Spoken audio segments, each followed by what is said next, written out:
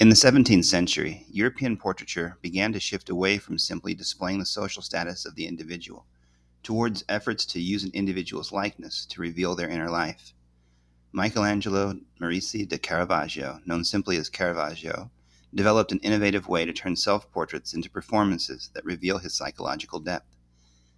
These techniques made their way to Northern Europe and were transformed by the young Rembrandt van Rijn during his early years in Leyden, Holland. The best example of this is his Trony known as Rembrandt Laughing. Both painters employed drama, tenebrism, and theatrical costumes to bring the viewer into the performances on the canvas. Caravaggio's self-portraits reveal his volatile, self-assaulting personality, while Rembrandt's early self-portraits reveal a personality that's more tender and emotionally playful. Baroque art, in both its Catholic and Protestant varieties, aimed to pull the viewer into the scene and engage them emotionally. In Southern Catholic Europe, this usually took the form of religious scenes, including figures that, during the Renaissance era, more resembled Greek gods than actual people. Baroque artists like Caravaggio wanted to make religious scenes that everyone already knew more personable, and one way to do that was to make religious figures appear similar to regular people with whom others could more easily empathize. For Caravaggio, this often meant inserting his own image into familiar religious scenes. As Wold and Edmond argue, the purpose was a personal expression, not only for the creator, but for the observer. The artist invites the observer to enter into the action and partake of the aesthetic experience, just as the Jesuit was invited to enter into a religious experience, and the Lutheran to partake of the inner struggle. The Baroque was not a cult of beauty, but an art of simple realism. This art of simple realism, for both Caravaggio and Rembrandt, meant naturalistic, personable self-portraits. Both artists were known for painting themselves in disguises. In Caravaggio's case, this contributed to the element of drama in the image.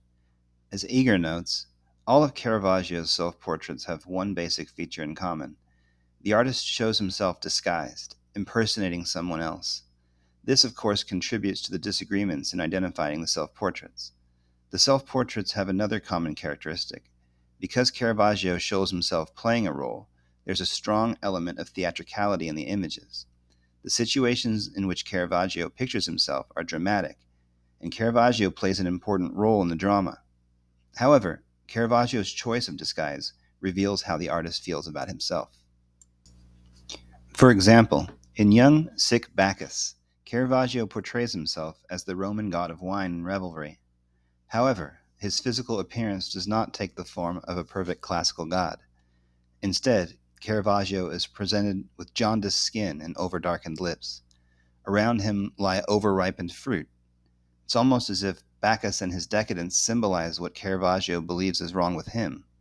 He led a violent life, full of legal troubles and instability, so it's not surprising that he would already be criticizing himself for his own moral decay. In Boy Bitten by a Lizard, Caravaggio again stands in for the boy who's just had his finger bitten by surprise. The painting captures the moment in which the boy recoils in pain. His eyes bulge and his lips part. Caravaggio is again portraying himself in an imperfect way, receiving some form of punishment that he probably believes that he deserves. In Medusa, Caravaggio literally turns himself into a monster. However, this time he goes a step further. Here we see his decapitated head, screaming in pain, splayed out on the shield of Perseus. Blood spurts from his neck, and his eyes are horrified. The painting is a self-beheading, a theme that would reoccur in his work. The later David with the head of Goliath was painted while Caravaggio was a fugitive seeking a pardon for his crime. The young David holds the head of the giant Goliath, and again the severed head belongs to Caravaggio. However, when looking closely, it may be the case that young David is also Caravaggio. This framing of the image suggests that Caravaggio believed that his younger self would have been ashamed of what he became in later life. The young David's face is sorrowful and not victorious as he is seen in other representations. Caravaggio's paintings were popular during his lifetime, and many artists began to emulate his style. His followers, as Benet states, were especially attracted to Caravaggio's tenebrism, the use of dark shadows to obscure parts of the composition. Caravaggio's employment of tenebrism and chiaroscuro, the strong contrast of light and dark, lends his paintings a dramatic effect that's been likened to a spotlit stage. Whether looking at Bacchus, the boy bitten by a lizard, Medusa, or Goliath, we can see beams of light that act as a spotlight on the action and the drama. Like the spotlight in a theater, this directs the viewer into the scene. Caravaggio's techniques were appreciated by the Italian elite, but not by the common people for whom they were probably intended. They expected religious scenes to be transcendent rather than simple and realistic. Jansen and Jansen state that, in Italy, Caravaggio fared less well. His work was acclaimed by artists and connoisseurs, but to the man on the street, for whom it was intended, it lacked propriety and reverence. The simple people resented meeting their likes in his paintings. They preferred religious imagery of a more idealized and rhetorical sort. The Baroque techniques developed by Caravaggio in Italy made their way to Holland in the early 17th century. Jansen and Jansen explain that the Baroque style came to Holland from Antwerp through the work of Rubens, and from Rome through direct contact with Caravaggio and his followers. Although most Dutch painters did not go to Italy, in the early years of the 17th century there were some who did, principally from Utrecht, a town with strong Catholic traditions. Such painters in Utrecht that adopted these techniques were even called the Utrecht Caravaggisti, due to their emulation of the Italian master. Rembrandt began his career in this environment. Holland, with its Protestant religion, lacked demand for religious imagery. Yet a growing mercantile class demanded art that reflected their values: thrift, industriousness, and piety. Jansen and Jansen link Rembrandt's artistic emergence to indirect contact with the works of Caravaggio. Rembrandt, the greatest genius of Dutch art, was also stimulated at the beginning of his career by indirect contact with Caravaggio. His earliest pictures, from his Leyden period, are small, sharply lit, and intensely realistic. However, in Leyden, Rembrandt employed Caravaggio's tenebrism and realism for a new kind of self-portraiture. Instead of revealing troubled self-criticism like Caravaggio, Rembrandt's self-portraits reveal a personality that is introspective, playful, and tender. Rembrandt Laughing, painted in Leyden in 1628, is an example of a Dutch tronie. Tronies are less formal portraits than informal character studies.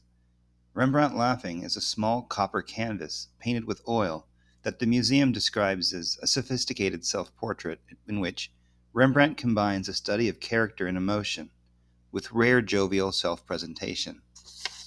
The lively, short brushwork in the face and brisk handling of the neutral background convey a sense of spontaneity and immediacy. As a tronie, Rembrandt begins with a more light-hearted format than the religious commissions taken by Caravaggio. This allows Rembrandt to take on roles and moods that are more playful. In this case, Rembrandt's a soldier, whose head leans back in a moment of genuine laughter. His costume suggests that he's martial and able to kill, yet his facial expression makes you doubt whether he really has it in him. When I saw this small painting at the Getty Center, it struck me more than anything else I saw that day. It was almost as if I could feel his belly laugh across the centuries. Though Rembrandt uses the techniques of Caravaggio, he reveals a much different opinion about himself than Caravaggio does. Sotheby's explains how Rembrandt's Leyden self-portraits served as laboratories for experiments with light and mood. Rembrandt's early painted, etched and drawn self-portraits from his Leyden period are often as much character studies and exercises in the depiction of moods and the fall of light as anything else, although they do already reveal an interest in self-examination and self-projection. In Rembrandt Laughing, the artist demonstrates an innovation with Caravaggio's tenebrism that became typical of northern artists. His figure emerges from a dark, formless background, with a single light source cast down on the angles of his face. Much of the background remains out of focus, yet it isn't nearly as dark as the backgrounds of a Caravaggio painting, which usually means pitch black. This half measure of Rembrandt's results in a less foreboding scene, allowing the figure to take on moods and personalities that can rise out of the darkness. The Baroque period allowed artists to invite viewers not only into the scene, but also into their personalities. Caravaggio invited the viewer into a tortured inner world of pain and regret, while Rembrandt allowed the viewer to see his personable, introspective personality. Both artists used disguises to increase the drama, but did so without eliminating their own personalities. Caravaggio and Rembrandt's work embody the Baroque art of simple realism because of their naturalism and creative use of light. Both artists are remembered over the years not only for their technical mastery, but also for their personalities that are still revealed in the images so many centuries later.